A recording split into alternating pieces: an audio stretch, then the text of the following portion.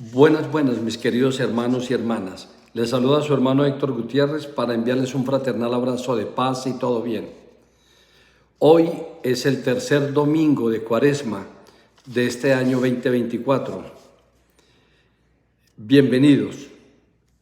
Reciban mi fraternal abrazo de paz y todo bien.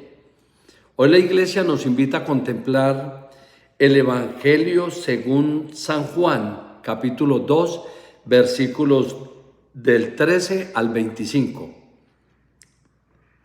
Cuando se acercaba la Pascua de los judíos, Jesús llegó a Jerusalén y encontró en el templo a los vendedores de bueyes, ovejas y palomas y a los cambistas con sus mesas.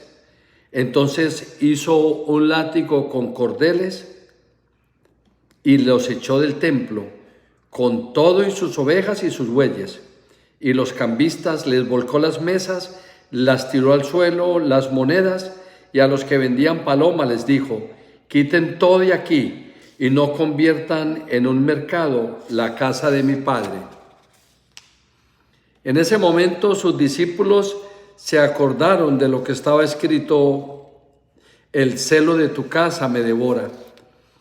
Después intervinieron los judíos para preguntarle: ¿qué señal nos das de que tienes autoridad para actuar así? Y Jesús les respondió: destruyan este templo y en 3 días lo reconstruiré. Replicaron los judíos: 46 años se ha llevado la construcción del templo y tú lo vas a levantar en 3 días. Pero él hablaba del templo de su cuerpo. Por eso cuando resucitó Jesús de entre los muertos, se acordaron sus discípulos de que había dicho aquello y creyeron en las Escrituras y en la palabra que Jesús había dicho. Mientras estuvo en Jerusalén para las fiestas de las Pascua, muchos creyeron en él al ver los prodigios que hacía, pero Jesús no se fiaba de ellos porque los conocía a todos y no necesitaba que nadie le descubriera lo que es el hombre, porque él sabía lo que hay en el hombre. El Evangelio del Señor. Gloria a ti, Señor Jesús. Bueno, este es el Evangelio donde nos demuestra claramente el inconformismo de Jesús por la situación del templo. El templo de Jerusalén, como todos sabemos, estaba representando la santidad, la pureza y también la presencia de Dios. Y la Pascua, que era el otro brazo de la situación, conmemoraba la liberación obrada por Dios con su pueblo en Egipto. Y sin embargo, el templo de Jerusalén se había convertido en un espacio de discriminación. Discriminación porque excluía a muchos peregrinos. Porque al lugar principal del templo, por ejemplo, solamente podían acceder la clase sacerdotal.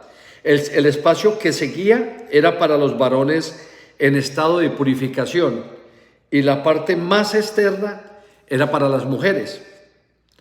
Así que otros muchos cuerpos ni accedían al templo, no podían entrar al templo. Ahora, el tinte económico que estaba sucediendo en el templo se hacía mucho más evidente en este momento por la venta de animales sacrificiales y también por los intercambistas de monedas. Y muchas gentes vivía del templo, pero lo que se aprovechaban de las ganancias era simplemente la aristocracia sacerdotal, que eran los que recibían todo lo que devengaba el vender el templo y lo que se hacía en el templo. ¿Qué se hacía en el templo? Simple y llanamente se utilizaba el templo, como les dijo Jesús, era utilizado como medio de acercarse a Dios. Era el sitio para encontrarse con Dios, para orarle al Padre. Pero estos hombres habían sacado a todo el mundo que llegaba a orar, que llegaba a acercarse a Jesús, que llegaba a acercarse a Dios, y no lo podía hacer porque la bulla, el ruido, no les permitía elevar sus oraciones al Padre Celestial. Entonces, en este Evangelio de Juan 2 del 13 al 15, Jesús expulsa a todos esos empresarios corruptos del templo. Se muestra enérgico, se muestra incómodo, se muestra decidido ante toda la clase de arbitrariedades cometidas con la casa y con las cosas y con la vida de Dios. Entonces, hoy en día también existen muchos sitios para acercarnos a Dios. Hay templos, hay casas de vocaciones, hay casas devocionales, hay asociaciones religiosas, pero en ocasiones muchos de estos lugares, en lugar de acercarnos a Dios, puede alejarnos e impedir que otros tengan la experiencia de Dios. Ahora mismo, quienes se aproximan a los templos y llegan antes de la Sagrada Eucaristía como debe ser, porque tienen ánimo de hacer el ofrecimiento de obras, decirle a Dios qué están haciendo en esa Eucaristía, por qué fueron hoy a la misa. No lo pueden hacer, porque mientras ellos están tratando de elevar oraciones, hay otros cambistas, vendedores de palomas y otra clase de gente que están en el mismo templo hablando de lo último de la moda, de cómo está la familia, cuánto hace que no se veían y cómo aquella persona está vistiéndose de la manera que se viste. Nada que ver con Dios, nada que ver con nuestra espiritualidad. Y Jesús expulsando del templo a estos empresarios corruptos porque venden sacrificios a los viajeros, y eso no es un problema que los vendan. El pecado fue que con esas ventas ellos lo que hacían era que exprimían al pueblo, exprimían a los hijos de Dios, se centraban en el dinero, en el sitio que era el sitio para servir, para orar y para alabar a Dios. Entonces, nunca se ha escrito a Jesús con una ira semejante como la que tuvo en aquel momento en el templo.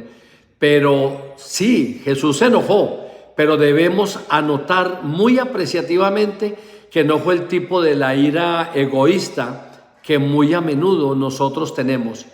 Los cambistas estaban dificultando que la gente común adorara a Dios, porque el patio exterior del templo, ese patio estaba atestado de corderos que balaban, de vendedores que pregonaban sus mercancías y de gentes que estaban intercambiando dinero, porque el dinero del César no debía entrar al templo, entonces debía cambiarse antes de ingresar al templo. Nadie estaba centrado en Dios, todos estaban centrados en el intercambio, en el dinero, en la bulla, en la ventaja que podían sacar sobre el semejante. ¿Y tú, a qué vas al templo? ¿Qué estás haciendo con el tiempo que llegas temprano al templo? ¿Cómo estás utilizando el templo del Señor? ¿Cómo estás utilizando tu tiempo con Dios? ¿Qué estás haciendo para acercarte más a Dios y glorificar a Dios en el momento en que se acerca la Sagrada Eucaristía, para entregarle tu situación al mismo Dios y tu propia vida? Dios les bendiga.